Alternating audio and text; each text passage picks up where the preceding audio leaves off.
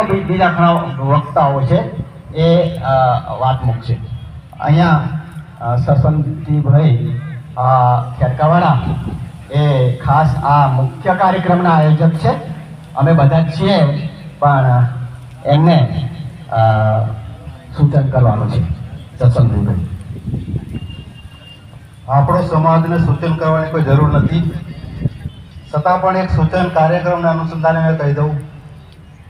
મારો અવાજ જ્યાં સુધી પહોંચે ત્યાં સુધી કાન ખુલ્લા રાખીને આપણે આજે નમ્રતાપૂર્વક આપણે એક સૂચનનું એક પાલન કરીશું. આ રોડ ખાડા ખબોચિયા વાળો રોડ હોવાથી અનેક ભારી વાહનો મારી આંખોની સામે જાય છે, તમારી આંખોની સામે પણ જાય છે. આપણે અણબનાવ ના બને તેના માટે આપણે રોડ જોડે જે પાર્કિંગ ગાડી છે એ આપણે રોડ સાઈડમાં આપણે લઈ લઈશું. આપણે પાર્કિંગની વ્યવસ્થા સામે છે. સાથે સાથે આપણે એટલો ખ્યાલ રાખીશું કે આ કાર્યક્રમ આદિવાસી સમાજ જનજાગૃતિનો કાર્યક્રમ હોવાના નાતે કોઈ એક સમાજનો કાર્યક્રમ નથી. આ આપણો આદિવાસી સમાજનો કાર્યક્રમ છે અને આદિવાસી કાર્યક્રમ નાતે ઉત્સવને છોટાઉદેપુર જિલ્લા વતી જિલ્લામાંથી આવેલ દરેક તાલુકામાંથી હોદ્દેદારો, દરેક ગામડામાંથી આવેલા પટેલ આગેવાનો, પંચો, સામાજિક અગ્રણીઓ, સામાજિક કાર્યકર્તાઓ, સાથે સાથે સંગઠનના હોદ્દેદાર વ્યક્તિઓ, સાથે સાથે નાના મોટા સંગઠન કાર્યકર્તાઓ અને સૌને હું આજે આ કવાટની પાવન ભૂમિ ઉપરથી ઉત્સવને હાથ ઊંચો કરીને જય જોહાર કહું છું. જય જોહાર, જય જોહાર, જય આદિવાસી, જય સંવિધાન. આપણો સમાજ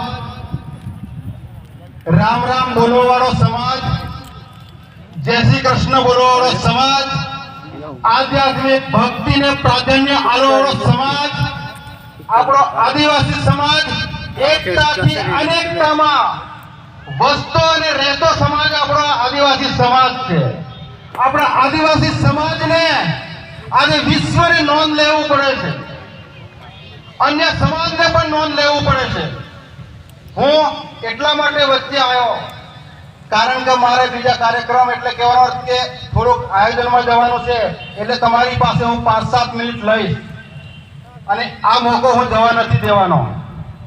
આપણો સમાજ એ સંગઠન, એકતા અને ભાઈચારાને માનનારો આ સમાજ છે અને આપણે જ્યાં બેસેલા છે દરેક વ્યક્તિ આ સંગઠનમાં જોડાયેલા વ્યક્તિ છે, આ એકતાના તાતણે બંધાવેલા વ્યક્તિ છે, આ ભાઈચારાના રસ્તે ચાલનારા વ્યક્તિ છે. આપણો સમાજ ઘણી મોટી વ્યાખ્યા છે. અંગ્રેજોના પહેલાના કાળથી આપણો સમાજ સમય આવે તો ઉલગુલાન રસ્તે પણ ચાલનારો આપણો સમાજ છે. તેથી આજે આ કવાટની પાવન ભૂમિ ઉપરથી આદિવાસી સમાજ જનજાગૃતિ શિબિર કાર્યક્રમ, જાહેર જનતા સભા કાર્યક્રમને અનુસંધાને હું સામાજિક અગ્રણી, સામાજિક યુવા કાર્યકર્તા, યુવા શક્તિ સંગઠનનો સંચાલક તરીકે, કાર્યકર્તા તરીકે આપ સૌને હું નમન અને જોહાર કહું છું. સાથે સાથે આપ સૌ આજે આ 2-3 કલાકનું આપણે તપ ભેટવું પડશે. વાલ્યા લૂંટારામાંથી વાલ્મીકી ઋષિ બનનાર અનેક તપ કર્યું હોય ત્યારે આપણે આજે વાલ્મીકી ઋષિને આપણે પૂંજીએ.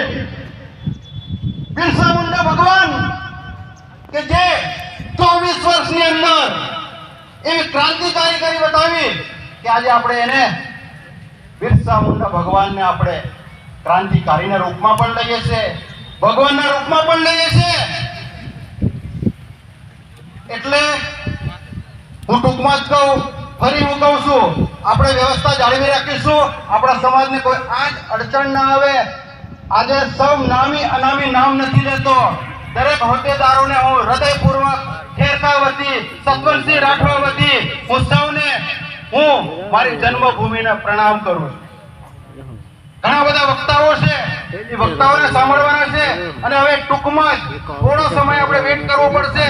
આપણા સમાજના અગ્રણીઓ જેવા કે નામ નથી લેતો પણ નામ લઈ લઉં,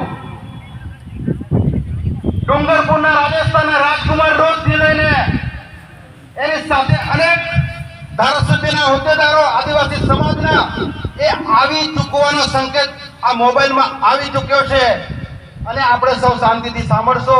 બાકી સ્વયંસેવકો અને અમારી જે ટીમ છે એ આપણે ગાડી લઈને જ્યાં રેલીના મારફતે આપણે આગળ જવાનું છે ત્યાં જઈશું અને બિરસા મુંડાથી આપણે ત્યાં સર્કલ પર જઈને આપણે સીધા એ મંચ પર આવશે અને આ મંચ ઉપર આદિવાસી સમાજનું મંચ છે એટલે કોઈ અગ્રણી, કોઈ નેતા, કોઈ ધારાસભ્ય, કોઈ એમએલએ, કોઈ પણ XYZ કોઈ પણ પાર્ટીનો ફેસ કે કોઈ પણ પાર્ટીનો ચિહ્ન કે કોઈ પણ રાજનીતિ રાજકારણની વાત કરવા નથી આવતો.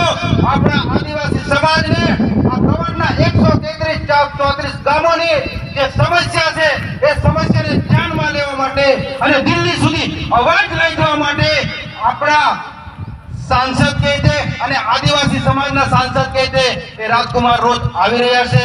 તેમની સાથે અનેક અગ્રણીઓ પણ આવી રહ્યા છે. એને અમે રિસીવ કરવા, એમને સ્વાગત કરવા માટે આપણે જઈએ છીએ. ત્યાં સુધી આપણે શાંતિ બરકરાર રાખવાનું છે. અહીંયા આવનાર વક્તાઓ એ ક્રાંતિકારીના વિચારો આપશે, ત્યાં સુધી આપણે એના વિચારો સાંભળીશું. જય જોહાર, જય આદિવાસી.